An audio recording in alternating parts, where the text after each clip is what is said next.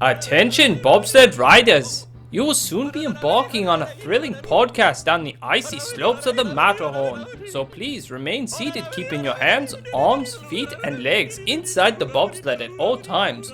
Auf Wiedersehen! Hello, Yellers! We are the Matterhorn Yellers. I am your host today, Jackie. We have... Attention bobsled riders! It is Peter speaking! and... Japheth.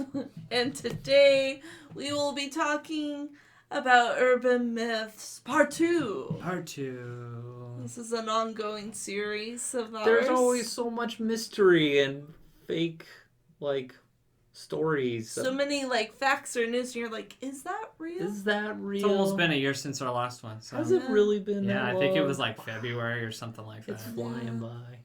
Time does fly. So, we each have different urban myth that we'll be talking about, whether it's true or not. And... Do you remember what your guys' myths were last time? Mine was about the hearse at the Haunted Mansion. Yeah, you had that. What was yours? Oh, the spot, the dot. The survey spot. Survey spot. At front of the castle, if it's the center of Disneyland. And I had Walt's frozen head. Oh, yeah. Yeah. A really cool podcast name, if I have to say. Yeah. If you want to know more about that, go back to our prior one. Yeah. That's why I kind of brought it up. I was like, do we even remember? Let's kind of jog the memory. Yeah. This one will be even more riveting. Yes. So, we'll have Japheth start us off. I'm going to talk about mosquitoes. Whoa. An intergalactic endangered species That's right. protected, according to Wait. Stitch. Wait, but isn't this a Disney podcast? How does this relate? How does this relate? Oh, yes. Well, as we have worked at Walt Disney World and we've been to Florida, there's just that you're in a subtropical environment, and what's there? Mosquitoes. Yes, a lot of mosquitoes. And it always makes me laugh when I hear people go like, yeah, I was at Disney World and the mosquitoes are ridiculous. And so that's the myth, is that there are no mosquitoes at Disney World. And the truth is, it is true. There are no mosquitoes. And when people tell you there are mosquito bites, rare. I always I worked there for 3 years. I never got bit once by mosquitoes. Yeah, I walk to my car now and I get bit by 15 of them. So yeah, it's when you hear people talk about, I got bit by mosquitoes, they weren't at Disney World. That's just not true, because there's a science behind it. There are active measures that the Walt Disney Company does to rid mosquitoes in this location at Disney World or in Central Florida. Genius. I mean, it's pretty genius. I mean, to manage nearly 30,000 acres and be like, yeah, we don't want mosquitoes here. I mean, and think about going to Disney World and having to be bit by mosquitoes because it's hot there. So what do? You wear shorts. You would, honestly, if Disney World had mosquitoes, that would be the number one complaint everyone would have about Walt Disney World. The fact that you don't hear about people complaining about mosquitoes at Disney World. Just imagining all the queues outside would have mosquito They nets. don't sell mosquito sprays. And People wear mosquito net hats. Yeah. Instead of the fans, it's mosquito nets. Yep. So, yes, there are no mosquitoes. There can be mosquitoes, but they're just not active. Right. They're just not Around. not prevalent enough to where it a affects problem.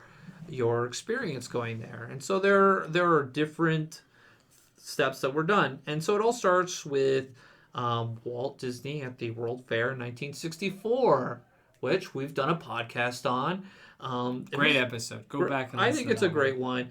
You have all these great minds meeting in one place, sharing their ideas.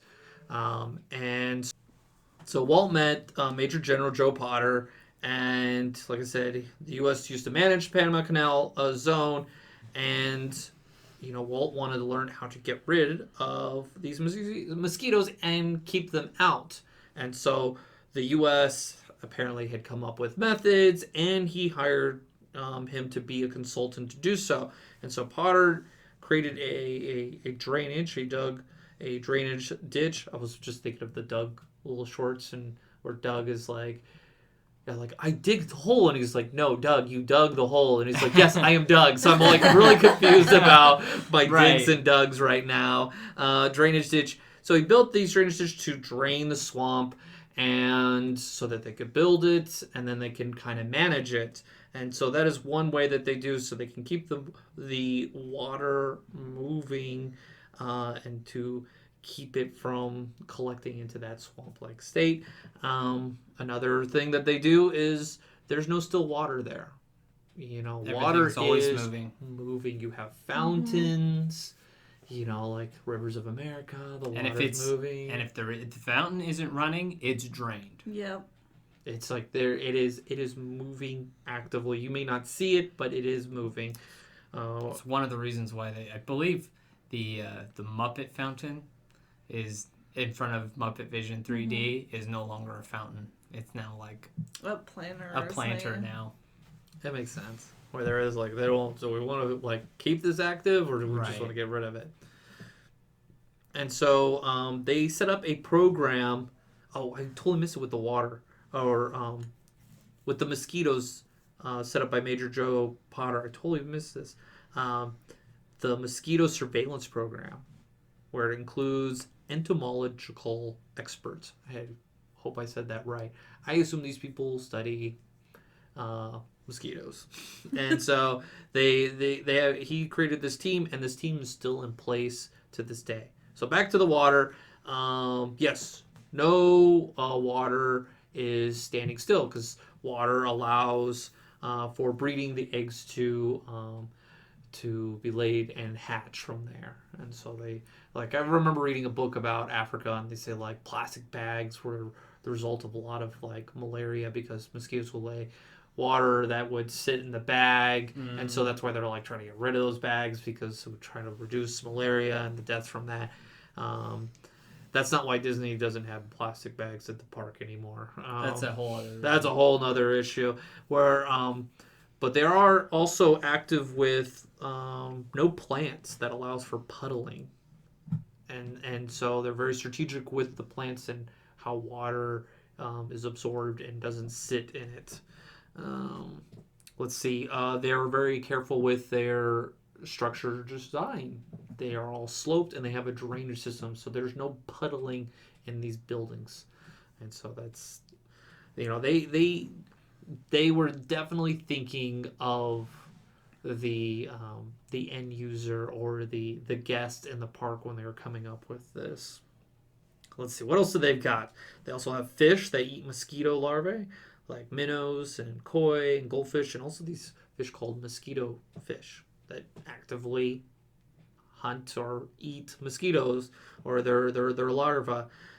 So that's what's another thing they got going on? They have carbon dioxide traps that set up over the parks to catch the floating mosquitoes, freeze them, and then they can kind of do studies and how to eradicate them. They have an army of hungry chickens to eat bugs. I heard about the army of chickens. So they have them in coops and like all over the property. All over. Everywhere. And so the thing is, the birds can get the sicknesses from the mosquitoes, and they can also study. They won't die from like whatever disease. I'm trying to think. Where did I put that? Thinking like West Nile and Zika. The birds can get it, but they can't die from it. It won't affect us.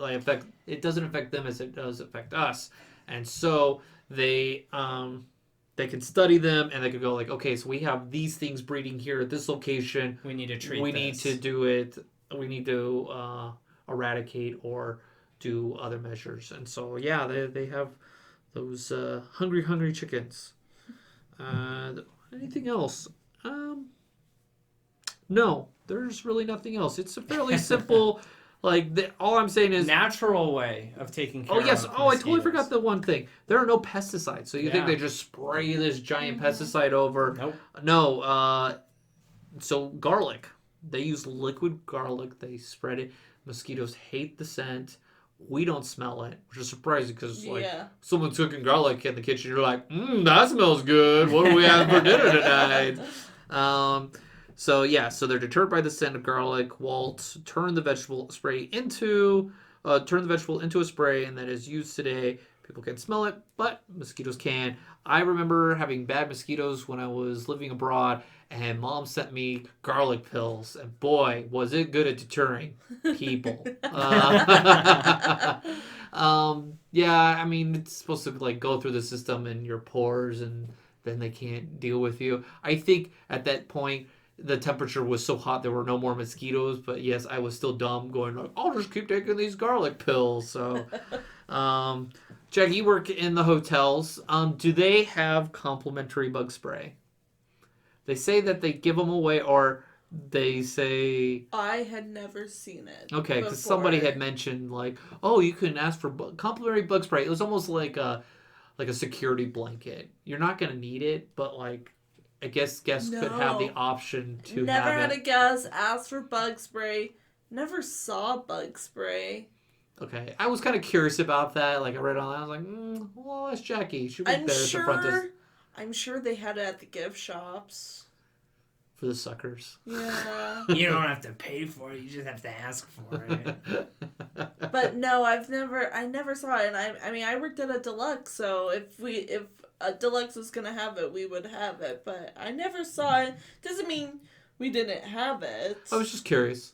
But yeah, I don't remember ever seeing the bug spray in the stores or anything like that. So rest assured, you're safe from the little bugs. But I'm not saying that you can't get sued or you can't like You won't get you won't get bit, and you could be like, I'm suing the Matterhorn dealers. You know, I'm very careful about defamation and right. and it's like saying you're not likely to get bit by them. Yes. It could still happen.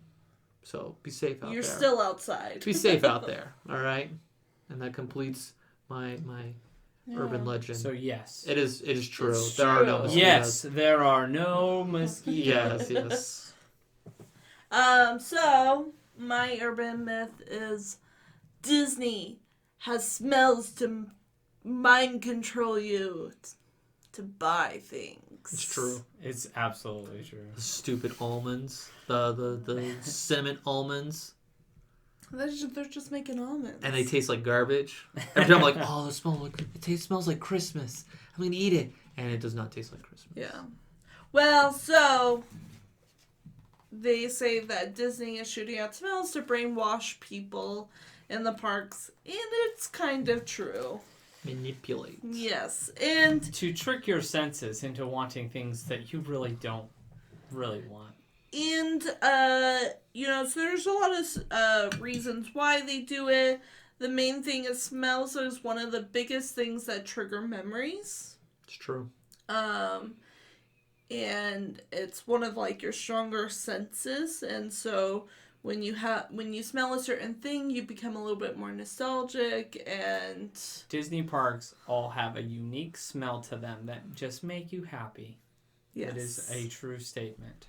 Yes. And so people will call these the smell-lightser. Smell-lightser. Yeah. Smelzer. Smeltzer. Smitzer. I don't know. There's different ways of saying it. But you can actually see them in the Disney park. Yep. They look like little speakers. Mm-hmm. Mm-hmm. So, if you see something that looks like a speaker, it's either a speaker or one of these things. Just put your ear to it. And if it blows your eardrum out, it's a speaker. Legal reasons, please do not put your ear next to a speaker. Normally the speakers are higher up. Yeah. The smellitzers are ground level. Yes. Because things rise, and so it rises up to your nose. So this was invented by Imagineer Bob McCurry. Yeah. Yep. He was the one that patented it. And then basically the patent, it's a really cool, like, machine. It was almost modeled after a, like, cannon. And so... Imagine, like, I can't. Here comes your I smell. want churros. I want churros now. What's that? Fire one! on the Sell scene, more popcorn. Boom. the scene in Mary Poppins when they're shooting. 3 o'clock. Shoot the popcorn smell. see Father Yoda like, fuck off. And so, but another cool feature about the machine, it takes in smells as it shoots out smells. So it takes in, so there's no mixing of smells, I guess. So you can't just fart in it and like it circulate around. Candy farts. So yeah, it looks like a speaker. One of the main ones that you can see is on Main Street below the candy shop. Yep, that's window. What? They're gonna blow smells at you at the candy shop? Yeah. What? And so, these smelter will project 20 feet Wow. out. That's a good distance right there. Yes. And some of the scents that you can smell in the streets or when you're walking around is vanilla, waffle cone. Yeah. Waffle cone. That one's the one I smell most often. On Main Street. Yes. This And reminds that me of like when you would go to the woods and like Boy Scout camp and they're like, smell the treat. Either it's like chocolate, vanilla, or butterscotch. And then someone Right. smacks your head against the tree. What do you smell? Blood. yeah, the waffle cone smell is by the ice cream shop. Yes. Go figure. But yeah. Then there's of course popcorn. Of course. Smell. That's everywhere. And What there about turkey leg? That one's gotta be potent. probably. And then there is a rumor that they do strawberry smell because there are proven studies that the smell of strawberries make people happy. Strawberries. We just watched Toy Story 3, so it's all like, smells like strawberries. Yeah, some say that some of the smell machines are in light poles Ooh. on Main Street. Now we got 5G theories and Yeah. like smell Right. things. Brain control. And so, and then they also brought the smells inside certain attractions, such as like the Magic shows. Yes. the Pie. there's The smell of pie. You've got soaring over It's really the evident world. when it's... It smells like oranges. Yeah. It's really evident when it's on an attraction because you just hear it go...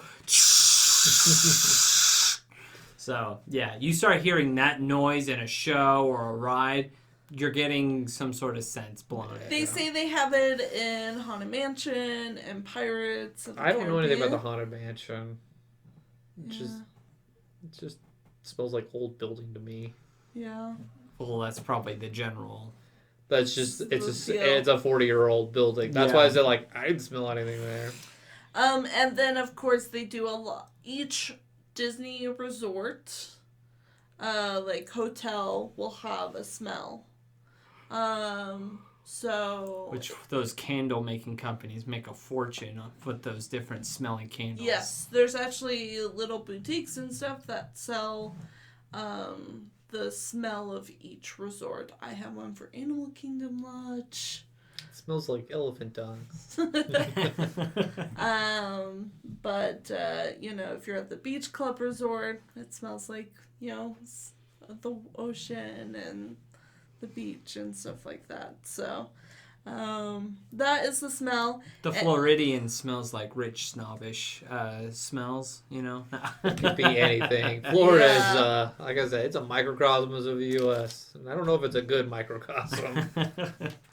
And then also another part, I did another part of an urban myth because the smells are so short. Is a trending topic lately that's been going around on TikTok is the color Go Away Green. Oh, yes. Oh, yes. Go away green. Yep. Go Away Green, which is a color Disney invented. Yep.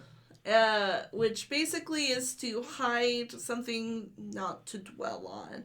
It's a color green that is not appealing to the eye, so your mind mentally Blocks it out. blocks it out. I just see people doing the test, and they're all like, all right, how about this green? And they're like, oh, grass. And like, how about this one? Oh, get it away from me. Oh, stop it. Oh, it hurts my eyes. Stop it. Like, that would be a funny test. I'll do that one.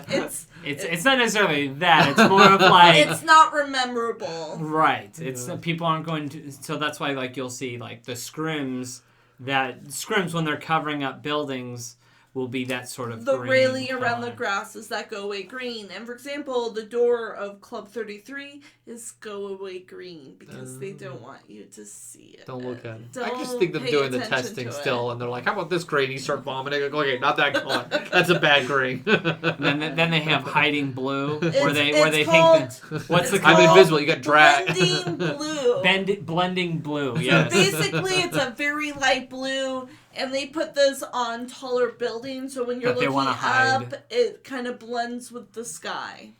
So like you'll see, so like at Epcot, you'll see the soaring building completely covered with this blue, as well as the new Guardians of the Galaxy coaster. Yeah, I saw the Guardians of the Galaxy coaster building, and you've got like, it's like this dark green, the go away green, and then blue. It's like different colors. It's a horrible looking building that's bigger than Spaceship Earth. So it's like Drax. He's like, "If I don't move, you can't see me." That's honestly what they're going for. That is Yeah. honestly what they're going for. It's like I've mastered invisibility, right? That would be funny if the building just says that while you're like in line, like you can't see me. I'm here. Well, it's like the whole them building Mickey's Runaway Oh yeah, in Toontown. Toontown at Disneyland. What and they big have building? They have a sign that says, "Building? What big building?" Yeah, because they took the hills in the background that would sit on top of Toontown while they were building that building for the new Mickey Mouse ride there, and so when they reopened Disneyland up, they had that big billboard on there just saying, "What big building? There's no big building here." Yeah. I can see that. So those are the myths. They are true. It does exist. Disney creates colors to hide things. Yeah. So, Peter, go ahead with yours. All right, so of course I get the history one because You're that's so good at it. That's my shtick. So this urban myth is about Walt Disney wanting to build a ski resort, which is 100% true. And we mentioned this before. Yes, Many podcasts ago. and this is actually something that almost came to be. Like it was like literally like super close. To the point like they had everything prepped. They knew what everything was going to be, what every building was being designed They got for. the government permits and Yes. everything. You know, I think that would be like the next resort Disney would do is like a ski one. It would not surprise me, but this was called the Mineral King Resort. The idea goes all the way back to one trip. So Walt Disney, in the 40s and 50s, the Disney company started doing more live action movies. And so Walt Disney would use this as an excuse to go to different filming locations. So they were filming the movie Third Man on the Mountain, which he came up with two ideas that he wanted to bring to the States. Horrible ideas. Horrible. I mean, but what could you get from those ideas? I know. So Third Man on the Mountain is a movie that takes place in Switzerland, which just so happens to be where the Matterhorn really is. And so that was one of the ideas was I want to build. He called up his Imagineers and says, I want the Matterhorn at Disneyland. And so they built the Matterhorn. The other was a ski resort that he wanted to build. A mountain tourist retreat, is that it was as he put it.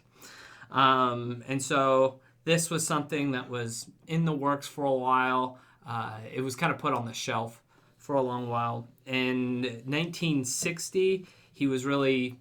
Well, leading into 1960, he was really trying to move forward with this project, but he was trying to figure out how he was going to make this place, how to entertain in a snowy environment, not just in a nice weather destination like California at the time. So he basically signed on to be the chairman of pageantry for the 1960 Olympics, Winter Olympics. So he was in charge of the opening and closing ceremony for those Olympics. So he gained the experience on how to be entertaining from doing that. So he translated that into, okay, this is how we're going to do it. So then it went down to, okay, where are we going to build this resort? And so it went to a few different ideas that they had. One was, I don't know how to pronounce this, but it's a mountain in Palm Springs, Mount San Gorgonio, something like that. Over there in Palm Springs. And then Mammoth Mountain was another one. And then finally, the one that really was the one that they really focused in on was Mineral King, which was in Southern California.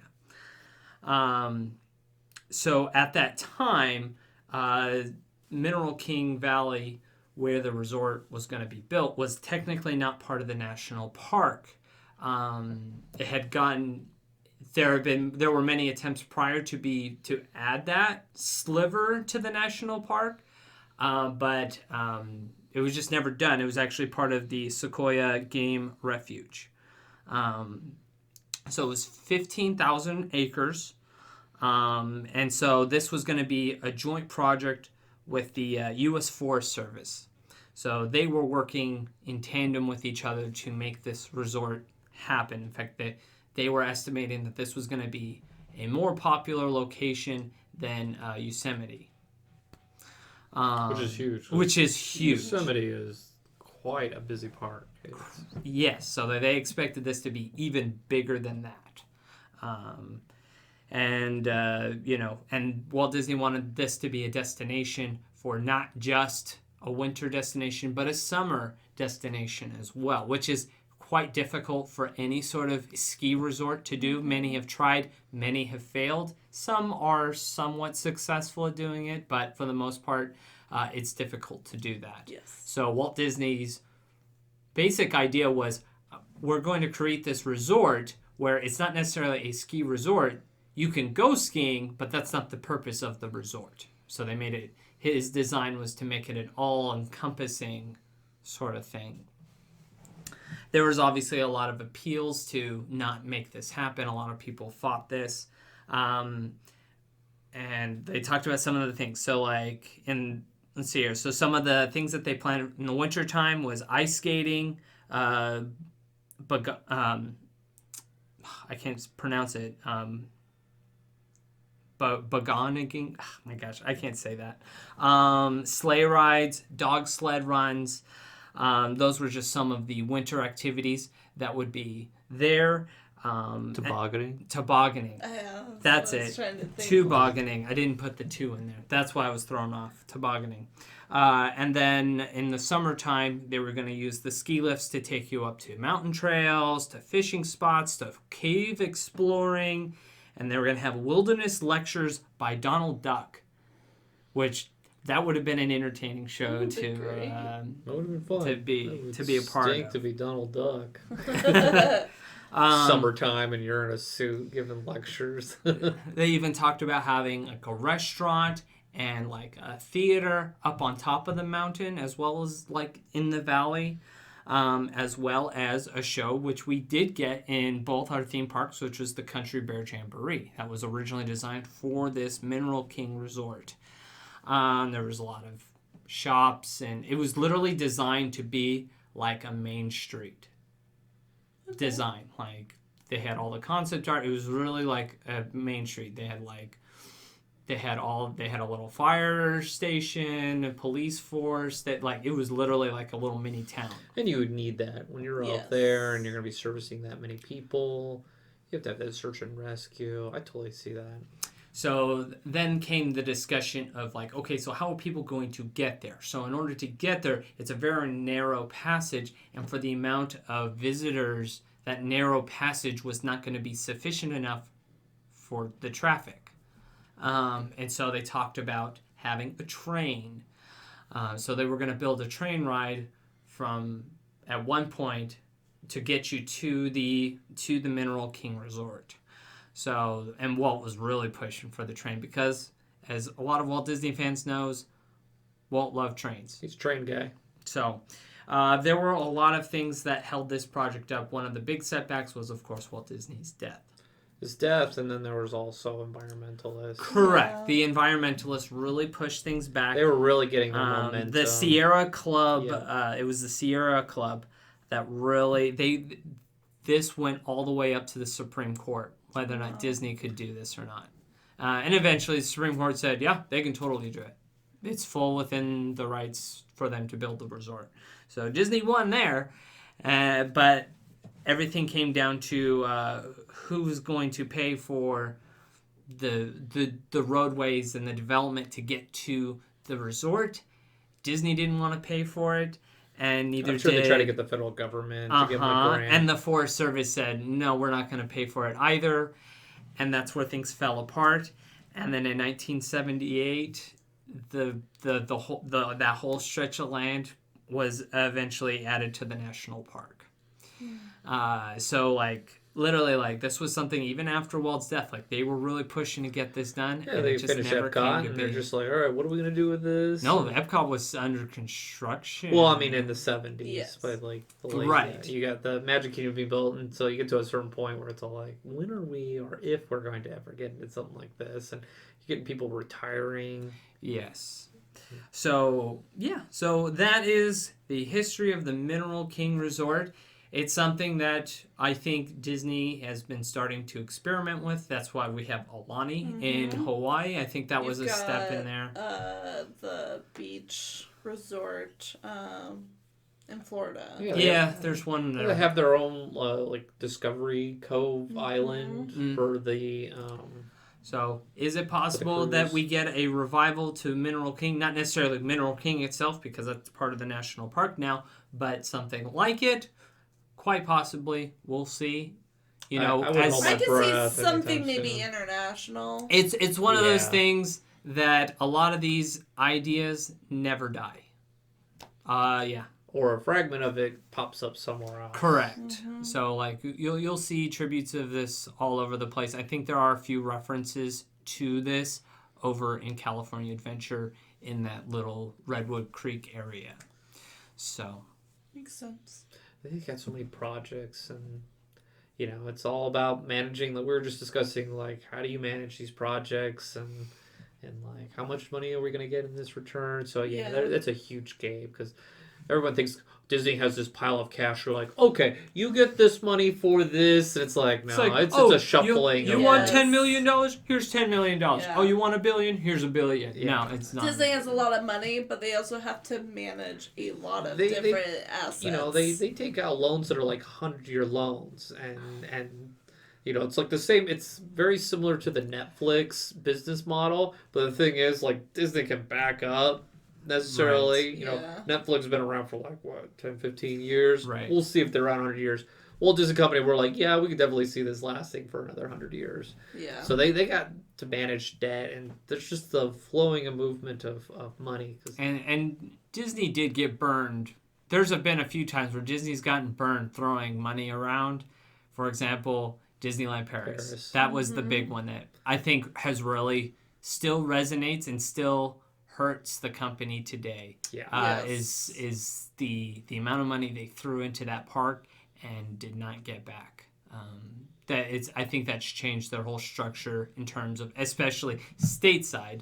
Not so much in Japan. Japan, they just do whatever the heck they want That's there. a different agreement. Correct. That's with the Oriental Land Company, not with the Disney Company itself. Oriental Land Company's all like, what's your craziest idea? We'll pay for it. Who cares what the cost Yeah. is? They just do everything the Imagineers say. How much? Who cares? We make our Build money from it. it. Yeah, Right. They make so much Stateside, you can definitely tell like they don't put as much investment. They're just they're very strategic. I mean, you look at Disneyland and like nothing changed after Indiana Jones until Star Wars Land came Yeah. out. Technically, the last new ride was Buzz Lightyear. Oh boy, Oh, that before was- Star Wars? Mm-hmm. That was the last new you're ride. talking about early 2000s. Uh-huh. But is that was before California Adventure? No, that's after. No, it was after. Oh. California Adventure was before Indiana Jones, or was it just No, after? Indiana Jones was 95. California Adventure was 2001. 2000. Oh, okay. Oh wow, I thought it was the 90s. And I think Buzz Lightyear was 2003, I think. 2002, somewhere around I there. think so. I thought we did No, it at well, Disney you've got World in Cars 2000. Land, they added new attractions at Cars Land. No, we're talking about Disneyland Disneyland Park. Oh, Park. Not Disneyland California Park. Adventure. Okay. Yeah. I think we went on Buzz Lightyear when we were there. I mean, at Disney technically, if World you in want to 2000. include the submarine ride, but that's really a It's always been there. It's a re-theme of an old ride. So Yeah. because I think that was 2006. Yeah, I think it comes down to, what they want to get out of it. And, Right. Like, I don't know what the return is of Hawaii. They invest a lot of money into that. It's expensive to stay there. That's the thing. It's a Joe Rohde project. And it shows it's a Joe Rohde project. He went all the way in with it, that's for sure. I see more likely getting a new pavilion at Epcot and more of like fixing what's already there before and getting another big project. Oh yeah. They're nowhere close to building a ski resort anytime soon. They've got enough money that needs to be invested elsewhere for now, in the theme park area. Especially to repair things. Well, to finish Epcot. Yeah.